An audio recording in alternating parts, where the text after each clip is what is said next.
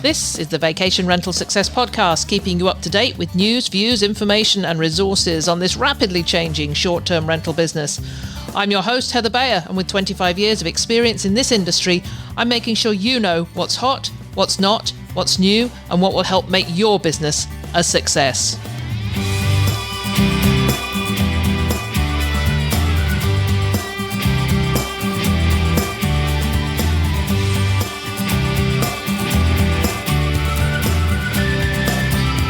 Well, hello and welcome to another episode of the Vacation Rental Success Podcast. This is your host, Heather Bayer, and as ever, I'm super delighted to be back with you once again.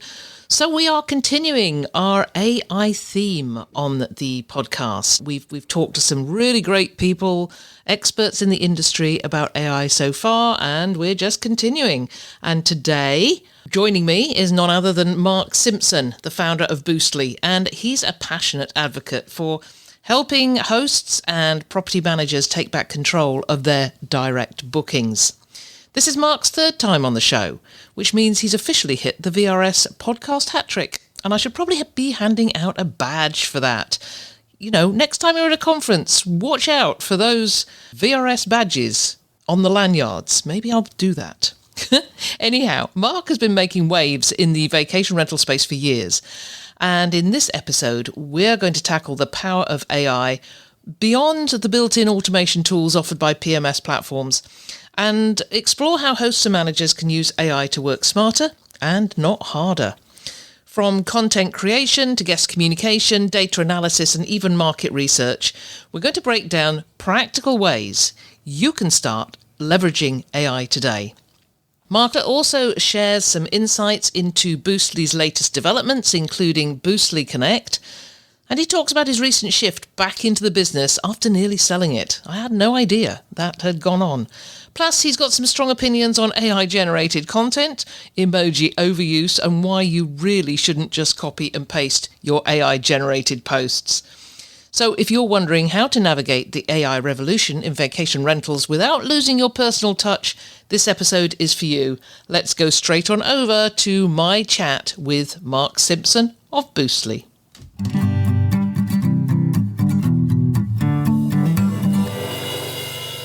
So I am super delighted to have back with me once again, Mark Simpson from Boostly.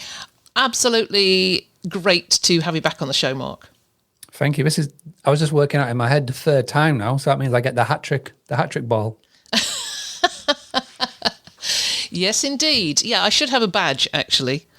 Should have a badge to show. Coming to a Verma near you, the badges. You know, like Tyann brings those rock star things that goes on to the bottom of your... that would be cool. I have been a podcast guest. There you go. Branding. Yeah, I often Branding think 101. I often think you could sort of have these sort of lanyards with the badges, and then these little things that go on there, reaching down to your knees almost. Yeah. So, Mark, what have you been up to recently? Well, what have I been up to? So, recording this March 2025. So, for the first 3 months of this year, we've been rapidly building out what I believe will be the next few years of Boostly, our product launch called Boostly Connect. So, there's been a lot of work behind the scenes to get it ready for Q2. Actually building the product, absolutely fine. It's the admin that we have to do for all of our other customers to get them into a position where they're all on the same page, like the upgrade. So, having to do every site one by one, which I wish it was easy as click your fingers and it's done, but it's painstakingly to do everyone. And we've got 1,000 clients. So the team are hard at work behind the scenes getting ready for that. And it's been good. It's good to have the team working together on it. I'm back in the business after doing my best to be. I read too many books by Mike McCullough, so I was trying to clockwork myself and EOS and all of that. But now I'm firmly back in, and it's been good being back into it day to day and speaking to the hosts and finding out the pain points and all that good stuff. Yeah, I couldn't imagine doing that, being setting myself apart and just letting the integrator or whatever do the stuff. I'd be too much hands in the pie. So I guess I think it's the curse, isn't it, where you want to build a business that is clockworkable and all the things so that one day it could be viable. And I definitely fell for that. I went down that rabbit hole, and I think I just had a realization very back end of last year, and I've been very transparent on this. I've wrote a lot about it on LinkedIn and whatnot, and I got to a point where the business nearly was sold, and that didn't happen for whatever reason. And I feel like I came out the other end going, I'm cool with this not selling. I'm cool with this being a lifestyle business. I'm cool with, me being part of it as long as it makes an impact. And so, yeah, I've sort of gone proper 180 full circle back into it. And so I guess I'm in the Brian Chesky founder mode stage of my career again. Well, that's great. It makes me think back to when you first came on the podcast and you were just starting out, and it's great. It's been great to see where you've come from and how it's evolved over time. So glad to hear that all is still going well and you're motoring forward. But you are here today to talk about AI and using AI as a tool in the workplace, not so much using the AI that comes with all the platforms that we currently use, because everybody seems to be piling in their AI into the platform. So if you're doing revenue management, or if you're doing guest communication, so much of these services and systems now have AI built into them. So we're not talking about that. It's more what we as people are using AI for, and perhaps what our teams are using it for. And I know you've been out there. I've seen you talking about the use of AI, particularly in content, and having a go at people who are using too many emojis. And just like Amber Hurdle said a couple of weeks ago, the compound sentences, what she calls parallel contrast. If you don't know what that is, you're going to have to go back and listen to Amber's episode. But one great example is A Tale of Two Cities. It was the best of times, it was the worst of times. So two things in one sentence like that. We overuse it. Not saying that that's a bad thing in itself, but it's the overuse. And I think that's what you've been coming at, right? Yeah, like I say, if you've never posted content before and you want to start posting content and you feel like AI is a tool that can help you, by all means, go for it. But also as well, you've got to realize that we are dangerously going down a route of just a copy and paste world where everybody posts the same. So don't just blind copy and paste it in. That's what I'm saying. Mm-hmm. Like, get it 80% of the way there and then use 20% of it to put your stamp on it. Because otherwise what will happen is, well, maybe it's this year or next year, anybody who's posting online, whether it's LinkedIn, Instagram, wherever, it'll all look the same and it'll become vanilla and it'll become bland and it won't have the impact that you wish or you hope that it has. And that's what I call out when I see just copy and paste. and again, it's so easy to see. Loads of emojis, hyphens everywhere. Amber will obviously go into it in a lot more detail. But yeah, my sort of thing is, unless you want me in your comments calling it out, then just get 8% of the way there. I do it. I'm guilty than anybody. I see a post that I think works well on LinkedIn or whatever. I will take that as the base. I will put it into ChatGPT. I will get it to 80% of the way there, and then I use 20% to add my touch onto it. And so, yeah, 100% utilize it, but just don't copy and paste and pray and spray and all that sort of look. Yeah, and I think the way to look at it is when you've done something, you just look at it, and with that phrase in your mind, is my ChatGPT showing? Yeah, read it out. Just literally sit there and just read it out. You'll be amazed at, by reading it out, how much you sound like a robot or not. And I've released and I've published two books. One of them was like a co-authored one, and then one of them was my own with the playbook. I wish there was AI back in 2021 when I set out writing this book. It would have made it a whole lot easier.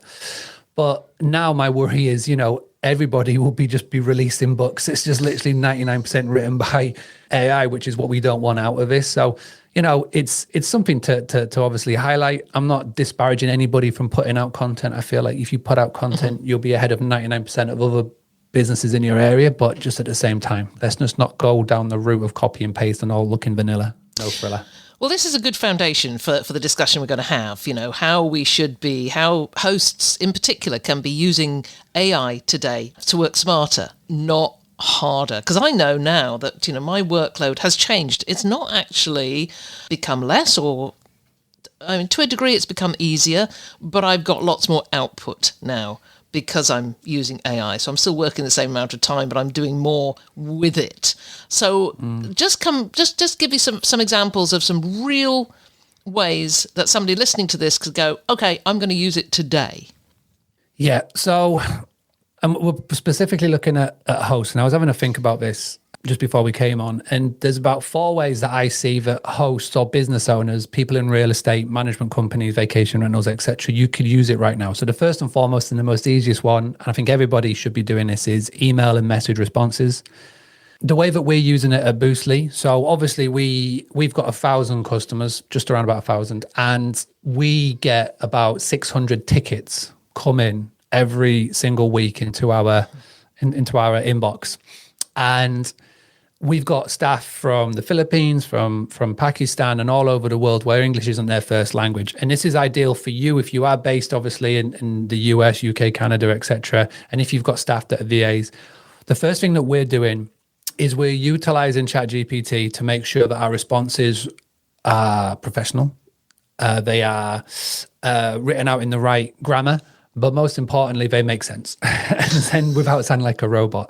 And so that's the first way that we're using it. So email and message responses, we're not having it automatically responding. We are using it. We're crafting our response, but then before we hit send, we put it into ChatGPT and we just ask for it to rate the response and then make it better. So every single response look good, feels right.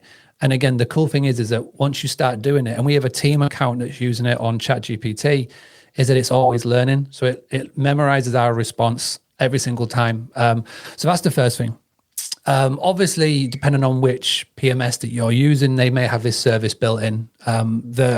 Every single day I see that a PMS is, like you said, labeling on AI responses into their setup. So that's obviously going to make life a lot easier.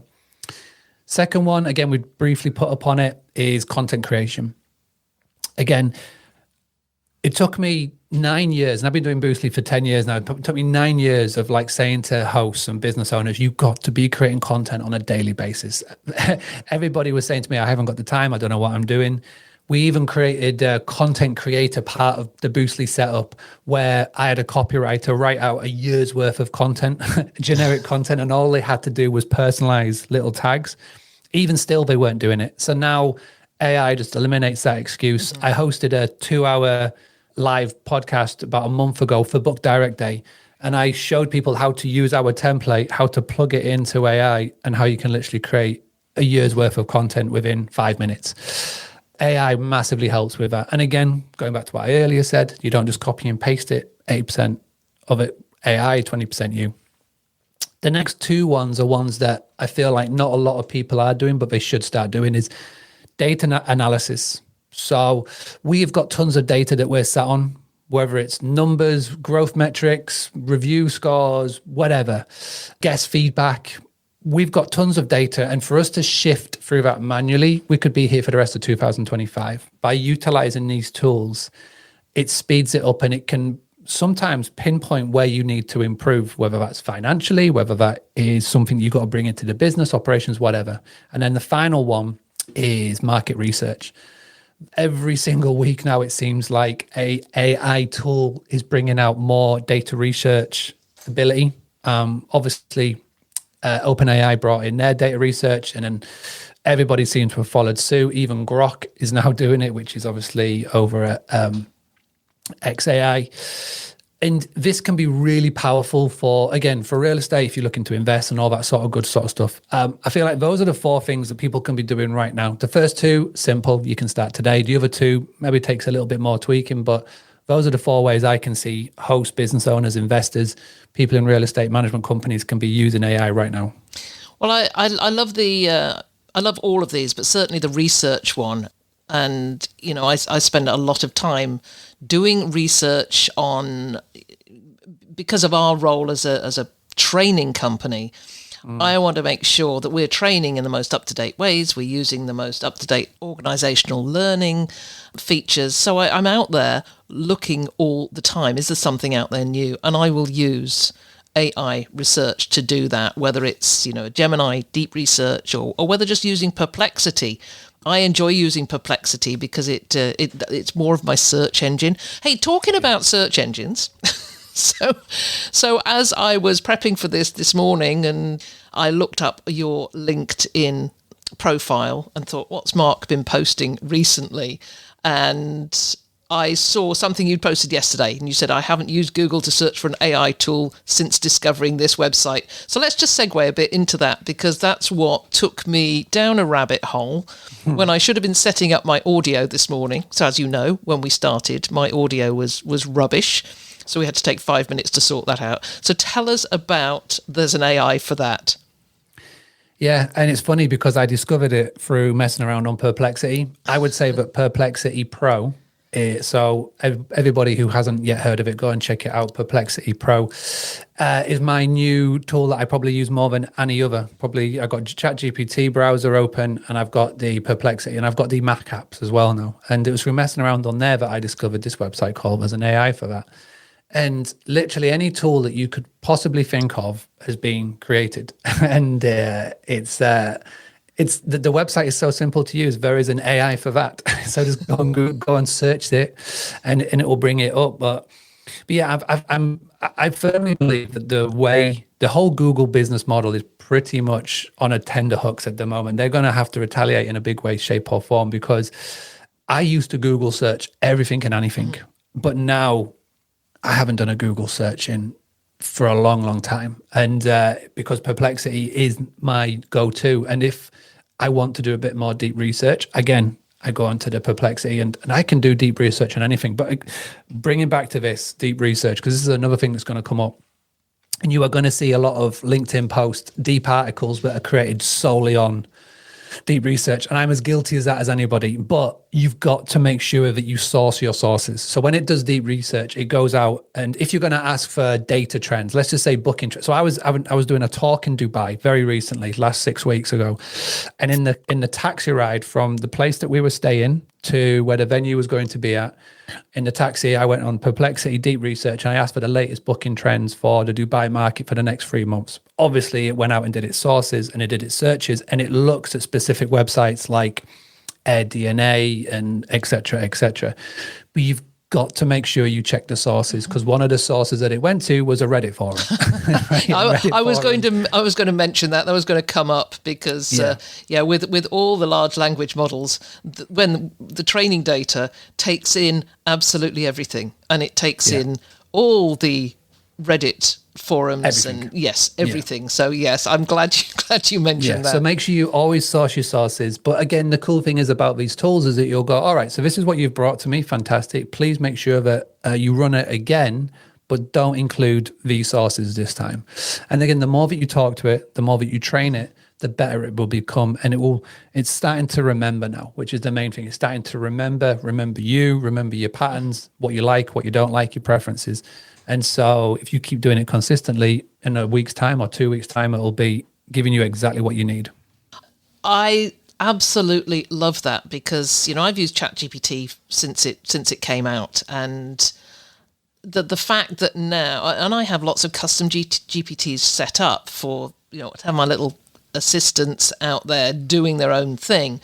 But the fact that I could just open a general chat now and ask a question, it remembers me. If I'm writing content, it responds in Heather's voice, because it has been trained overall to write in Heather's voice. So yeah, glad you mentioned that one. Okay, so let's just stay with direct booking a little bit. Give me some ways that hosts can take back control instead of relying on OTAs using AI. Yeah.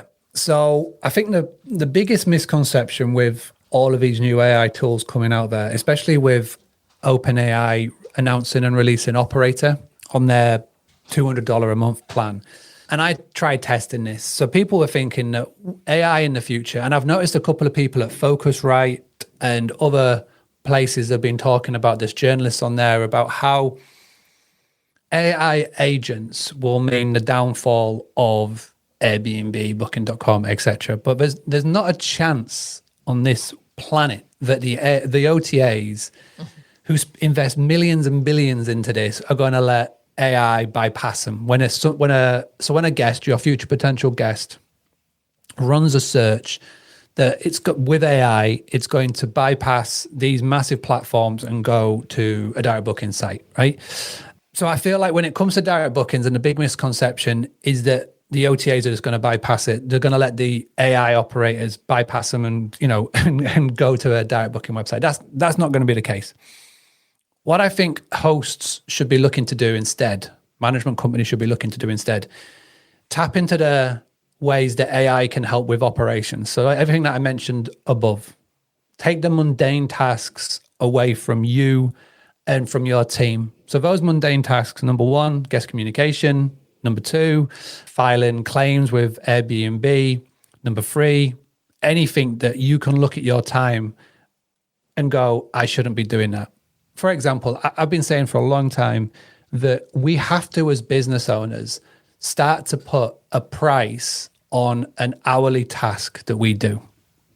So for example, let's just say $1,000, right? Let's just go high. So every single hour that you are working and a task that you are working on, you have got to go, is this worth $1,000 an hour, right? Is this worth my time? And if the answer is no, then I used to say in the past is you hire a VA, a virtual assistant, or whoever you go to, and get them to replace you doing it. But now it can be, I've got to find an AI for that. Is there an AI for that, right? And so where can you have AI replace you in the business? So that means that you can then work on your business and grow in your business. And when it comes to direct bookings, how can you realistically increase your direct bookings? Well, number one, it's sales, it's marketing, building relationships, building a network, becoming the go-to. And I've spoken about this on one of our previous episodes on becoming the go-to, increasing your direct bookings. But with AI, it's going to free up your time even more so to do so that you can then spend a solid hour every day working on new sales, new marketing, new business for your business and your company. And that would be driving direct bookings. Or it could be that you can craft that email that's going to go out to your database of 1,000 people, 2,000 people or whatever. That is where I feel like AI will help hosts increase their direct bookings, not relying on an AI agent. If a guest comes and randomly puts in, give me, template, or give me a place to stay in Myrtle Beach, it's ideal for my family.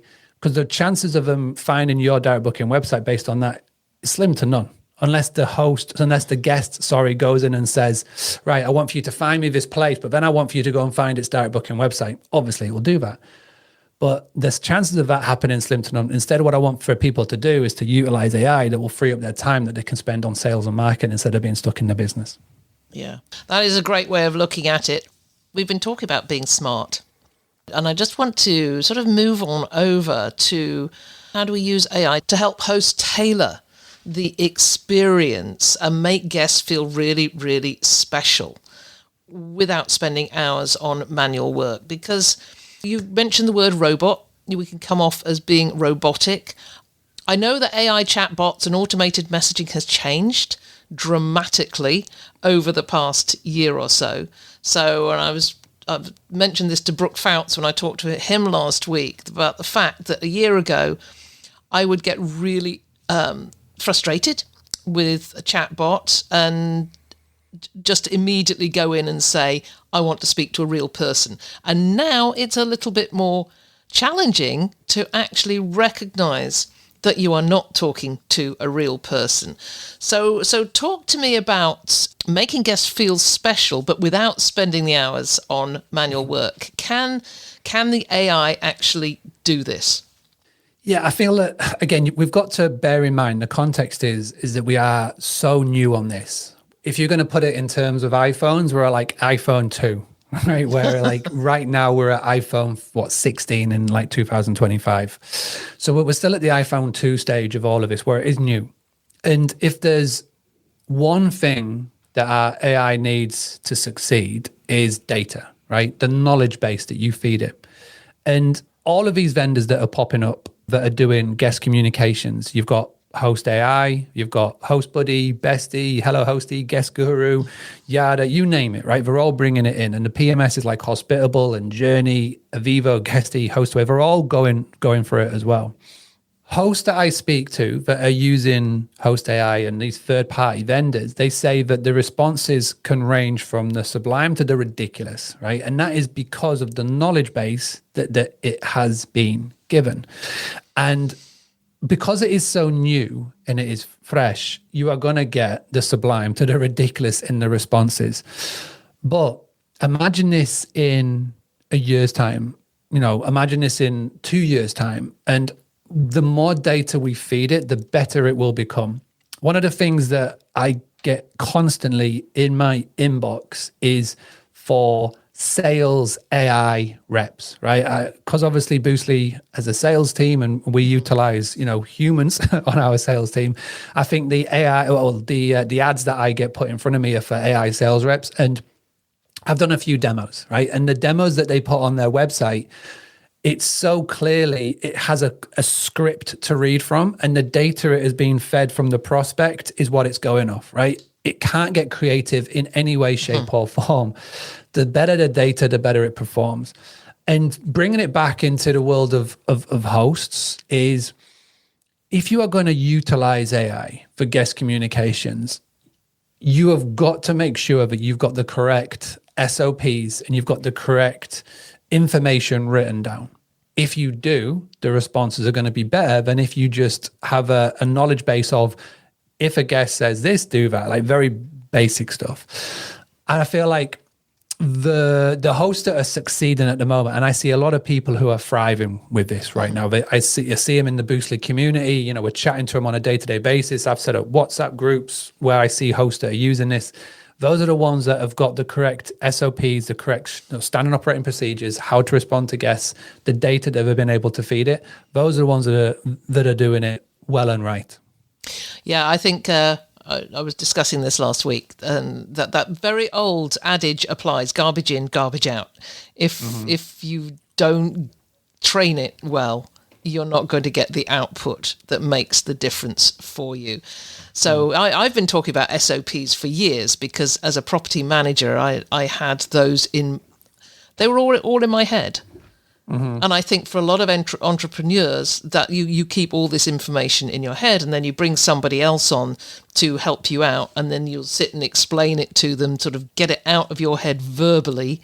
And that's the way we've been doing it for years. But now it's a matter of getting that information, those SOPs that sit in your head, out and written down and documented. So if I was to add a fifth into the four things I said earlier with email, content, data, market research, I think the fifth one I would sneak in would be SOPs, because it is now never easier than to do SOPs. With Loom, use loom.com. It's got an AI tool built in now where you can literally craft out your SOPs from just recording a Loom video.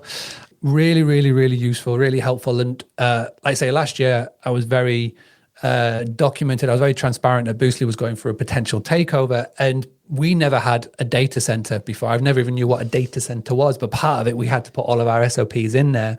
And yes, we had SOPs, but they're massively out of date.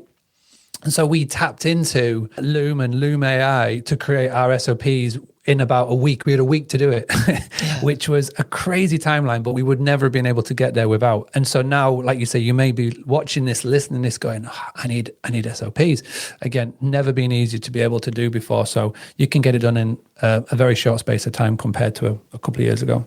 Yeah, do you know, I go out, I take my dog out for a walk first thing every morning, and usually that's my time when I'm listening to an audio book, a novel, because I never sit down and read any book otherwise. I get halfway down the trail, which is an hour-long trail, and something comes to mind, and I really need to document it. So I used advanced voice mode on ChatGPT, and I spend the rest of my walk just chatting with ChatGPT and telling it the steps.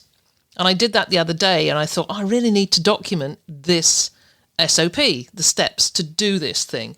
And it was so much easier just to talk it out and say, okay, this is the way I'm doing it at the moment. Ask me any questions that will make your output better.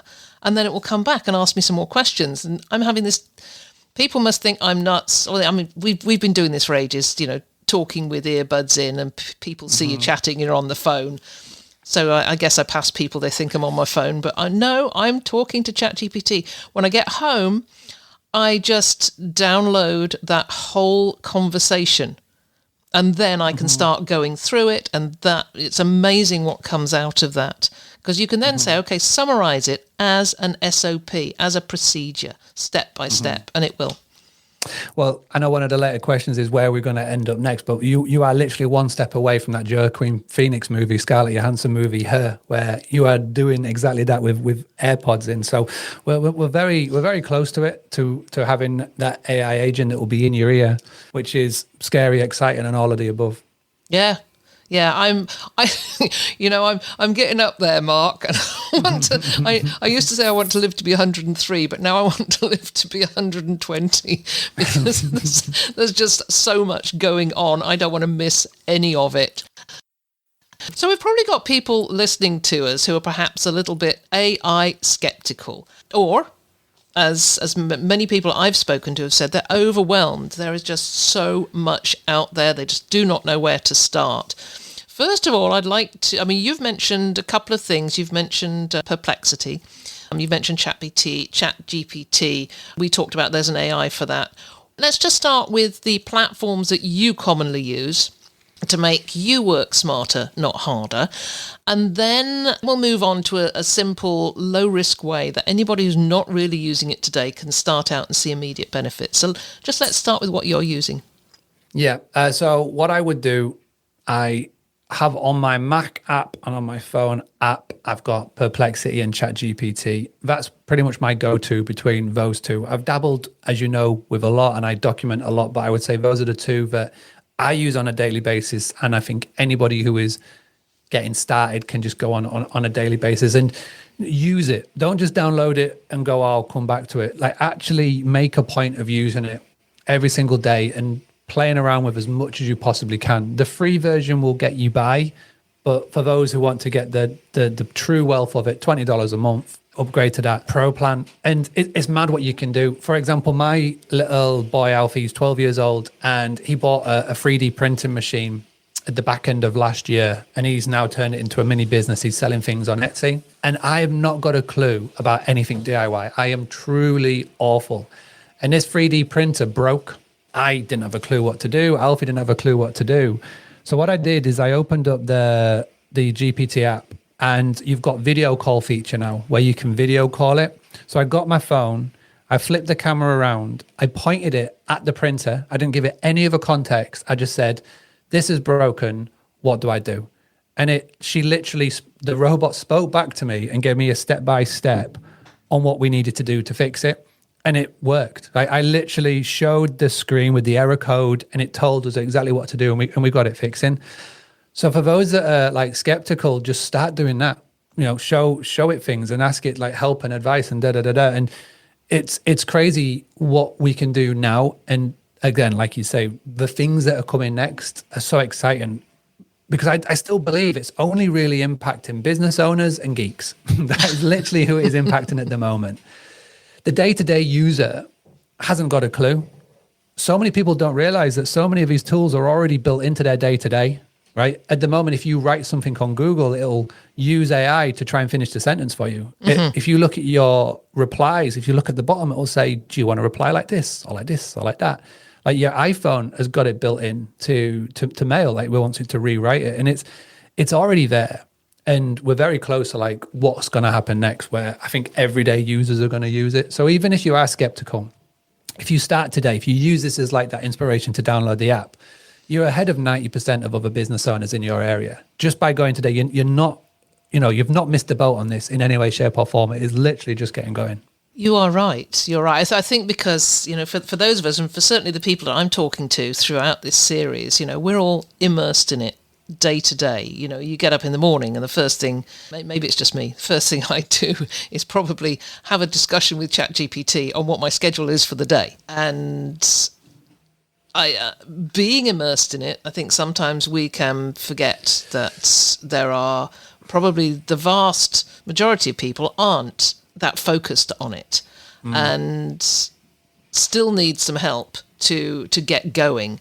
So you're saying that the super simple, low-risk way they can start today and see immediate benefits is just with ChatGPT. I love that video idea. I have not used that. My microwave door broke on my in the RV. In fact, it was last year when we were down here, and I scrolled through YouTube looking for a way to fix it. My husband is not DIY focused. he was an air-to-air refueling expert in the Royal Air Force for 35 years. So he could refuel a jet at 35,000 feet over a war zone, but ask him to pick up a screwdriver? Nah, that wasn't going to happen. So I've always had to do those things myself. And I scrolled through YouTube. I found the YouTube video. I was able to fix my microwave door, but it took quite a long time. And I think now, from what you said, I could have just shown it a video of what was broken, the fact that the door was open, wouldn't shut, and it was a spring inside that just had to be reset. That would have reduced the time massively. So any other use cases like this?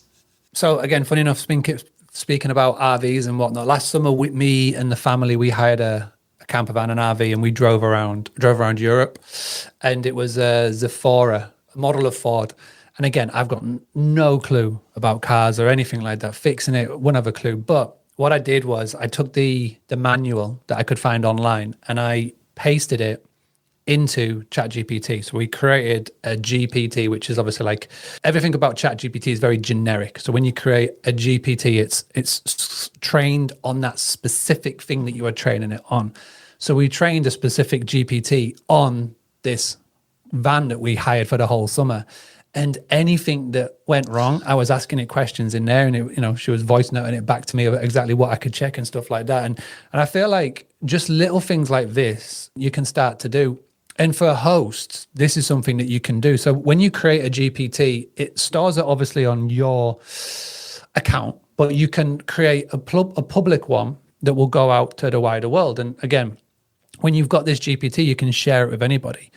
So let's just say, for example, you've got a property by the lake and you've just got the one property. Well, why don't you create a GPT based around that? And, you can paste in your digital guidebook, you can paste in all of the fixes, whatever washing machine you've got, paste those instructions in on how to fix it, whatever appliances you've got, you're pasting in all of the fixes on how to do that. And you can create your very own GPT for your property. Probably take you half an hour to an hour to do max, but then you've got it for the rest of the year. And you can share that link with a guest. And you can say, listen, if there's any problem, anything that you need, ask this. If you want to get tech savvy, you can call it, you can video call it, and it'll be able to help you fix it. So again, we're talking about time-saving tools. That's one that you can do instantly. That is brilliant. That is brilliant. Okay, you're just going to have to go into this in a little more depth. Just a very quick tutorial on how you actually create a chat GPT. No, so yes. a custom GPT. A custom one, yeah. So a custom GPT. And what I'll do as well, if you want to see the video tutorial on this, I've got a Loom video. If you're listening to this or watching this and you want to go, I want to dive a little bit deeper on it, just send me an email, mark@boostly.co.uk. In the subject, just put Heather Bear's podcast tutorial and I'll send you the link back so I know what it is. But what you do, when you open up ChatGPT, on the left-hand side, you've got all of these tabs and those are all your previous conversations. And then one section is called GPTs. Click on that. And what will open up is all of the GPTs that are being created, that have been put on their public store. But then in the top right-hand corner, it says create a GPT. So you can create your own. When that loads up, you've got two sections. You've got create and configure. And so in that section is where you do the training. You basically paste in everything and anything you can find. If you've got it on a PDF, you can actually upload the PDF as well, which saves a lot of time. And you can start to customize your own GPT. I started with one and now I've got hundreds. So I've got my own Tony Robbins GPT. I went and found everything on Tony Robbins. I could find any book that he's ever done, any video he's ever done. I've got my own Alex Hormozy, you name it, your business guru of choice. And I've got a GPT around it. When I was looking at potentially exiting the business, I found every book I could possibly find or every video on selling a business, and I've got that. So I've got all of those. Okay, let me just interrupt you for a moment. So if you're uploading, how do you upload books? So you convert it into a PDF. So obviously you will buy the version. You're not just going to find it online, but then you can convert it into a PDF, and then you just basically turn it from, like, say, the Kindle version to a PDF, and you can upload it there. Obviously, on the free plan, I believe you can do it to a certain amount. And if you've got the pro plan, you can do it a lot better. But I'm talking about ChatGPT. Cloud has got its own version and all these other have got their own versions. But I just use ChatGPT. So you get it, you convert it to a PDF. What I did as well is I went onto YouTube, and every single video on YouTube has a transcription. So if you open up the more information, so I went and looked for like videos with Mike Michalowicz, for example. There was a 3-hour video of Mike Michalowicz. I grabbed that, got the transcription, copied that and pasted it into the GPT. I just found as much as I possibly could do. And once you've done that, the more you train it, the better it becomes. Like I've gone so far down the rabbit hole that we've got GPTs for every type of situation you could possibly imagine, to the point now where I've also got one for YouTube titles and thumbnails. So one of the big things I'm doing this year is going all in on YouTube for our awareness of Boostly and the brand. And I'm working with a YouTube coach, and he put me onto this YouTube title and thumbnail GPT that I didn't create. Somebody's created and put it onto the ChatGPT store for free. And so again, every single week I am utilizing these different ChatGPTs and GPTs that have been specifically trained on something to help me within the business. Okay, question for you. So you can create your custom GPTs, or if you're using Gemini, there's Gems. Is another method, and Claude projects. Each of the platforms has their own way of creating assistants. So they're not agents, they're AI assistants. Now, Mark, there's platforms out there like Cassidy.ai, there's Cintra, there's MindPal. These are separate platforms. They're much more expensive, but they create these assistants for you. How do you feel about them? You're creating your own custom GPTs, which is obviously within your subscription to ChatGPT. If you're not on the $200 a month plan, then I'm assuming you're on the $20 a month plan. I'm on the $20 one, yeah. Yeah. So what would you say about not using custom GPTs or the other formats, but using one of these platforms? I'm seeing them all the time. I feel like these third-party tools are going to be flashing the pans. Like Cintra is one at the moment. If you go onto the Cintra.ai website, you are going to be bombarded with ads for the rest of time. I know I am, right? Yeah. And I see it being mentioned more and more by people, but I believe the only reason they're being mentioned is because they're being bombarded with the ads. I know a few people that are testing it, and I feel that Cintra, for example, without me properly deep diving into it too much, it's just a fancier version of creating your own GPTs. Again, there are different robots that you can use, different assistants that you can use, and they all talk to each other, which is cool. But I can get that for $20 a month. And Cintra is just basically adding a markup on it and having cute robots that look like NFTs. And again, I haven't properly used it. It's a bit more expensive. I feel it starts at $100, $200 a month. I know people that are testing it in the WhatsApp groups that I'm part of. And so I'm waiting for them to provide me with any feedback or where they go, yeah, this is fantastic because X, Y, and Z. Yeah, interesting. I'm testing Cassidy.ai at the moment because it has a workflow feature so that you can create an entire workflow. Let's say, I'm creating a podcast, so there's all these different steps, like your you will upload your SOPs, and then it will do everything automatically for you. Go out to Google Drive. You can use Zapier or Make to connect the APIs all the way through. But I haven't tested it to destruction, so that I haven't got a full workflow I just think with yet. all of this, because like I said, I'm in this WhatsApp group and we've got like a lot of very smart people in it. We've got people that are hosts. We've got people that are, vendors who have created Host AI, and we've got everybody in there. And we've got people that from outside the industry, and every single day I feel like there's a new tool being mentioned. But before I delve down the rabbit hole, I just think, well, how long is it until my Mac can do that? How long is it until my phone will be able to do that? And it's just all built in. Yeah. And so, it is good to test it, but I always try, and before I get that shiny object syndrome and go and like delve into it for 2 or 3 hours, I always go, well, is it really needed? Right? Is it going to make an impact now? And out of all the tools that have been put in front of us, the ones that we use on a daily basis, like I said, is Perplexity and ChatGPT. They're phenomenal. To go a step further, obviously we produce podcasts and content, and so we use Descript, 11's Labs on a daily basis, but that's more my content team that are using it. We've used a program called Delphi AI, which has turned me into a clone. So it's basically trained on every single podcast we've ever done, every book I've written. And now people can call and video call me and text on a daily basis. And I get reports on that, which is really cool because I can see what our community and the questions that they're asking on a daily basis. So it helps me on what to create in terms of podcasts and videos. And then the big one that we use is Cody, which is CODY. And those 600 tickets that we get coming in every week, what happens is there is a bot that is learning from every ticket that comes in.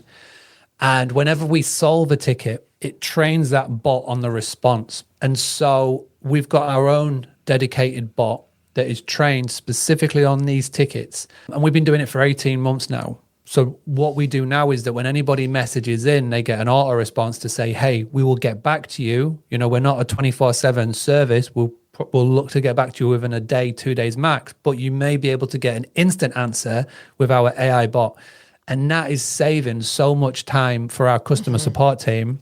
The customer is getting a more instant reaction, which is fantastic. So that the level of satisfaction from our customers is at an all-time high. And that has been massive. Outside of those, Delphi, Cody, 11's Lab, Descript, there's nothing that has come across my path, whether it's workflows or whatnot, but I think, well, it's good, it's shiny, but will it make an impact today? Yeah, and I think that's important. I've always been the bright, shiny thing person. I'm really trying to push back on that now because over the last year, I have subscribed to things that have now that are now included in some of the other platforms. So they've been made obsolete almost as soon as they've come out. So I mean, think of rev.com. Did you ever use rev.com? No. rev.com. So basically it would transcribe stuff back in the day. So if you've got a video and if you wanted to have it as multilingual, you would pay like say $5 or $10 for it to happen.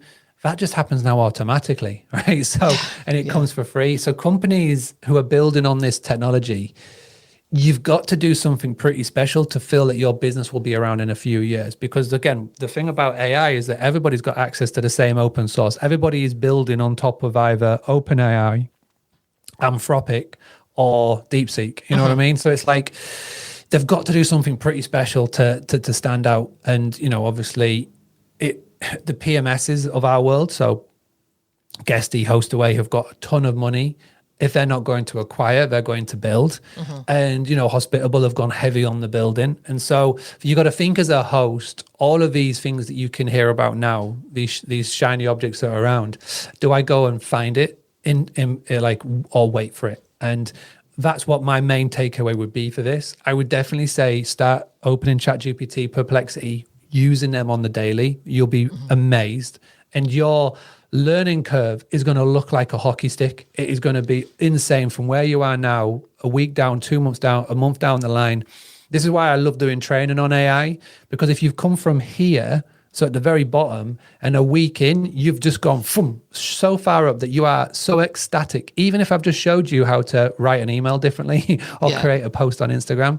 And then obviously it will just keep going up and up. And, you know, we're both down that rabbit hole firmly. And my hope is that anybody's tuning into this, they're either on their way or they're looking to dabble. So my advice would be just get started. Mark, you've been super helpful and loads of information and recommendations, and it's been an absolute pleasure to have you here. How do people get hold of you if they would like to chat more about Boostly and hear more about what you do?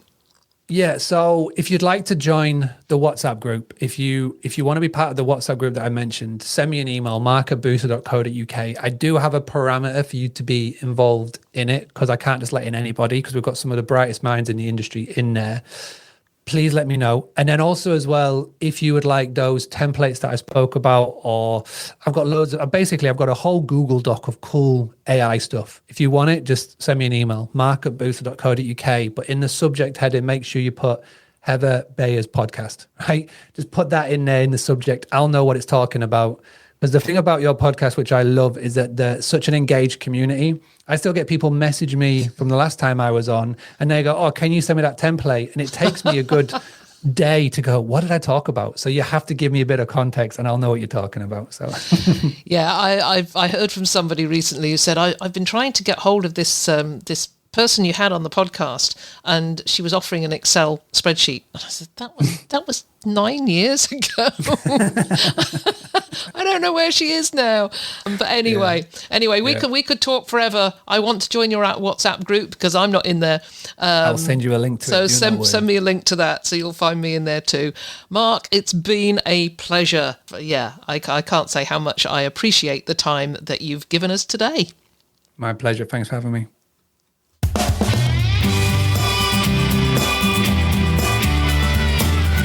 Well, thank you so much, Mark Simpson. It was an absolute pleasure talking with you, as with all of these episodes in this AI series.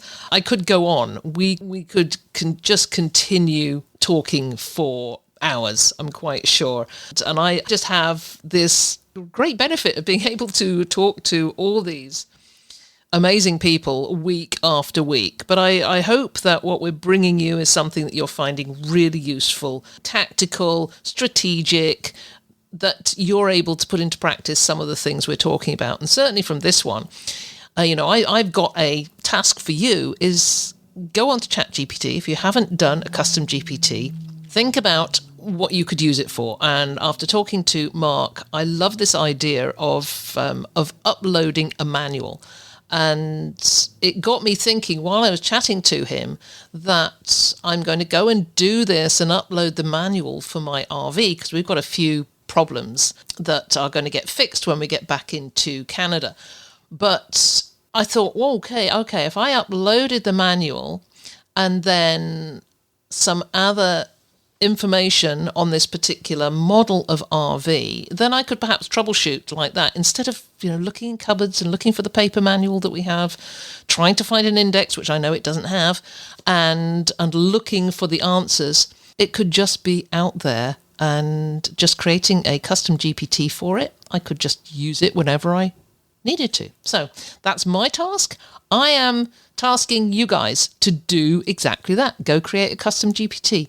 And let me know. You can share it with us on LinkedIn or on Facebook. If you're not in our Facebook group, the Business of Short-Term Rental and Property Management, please go there and sign up.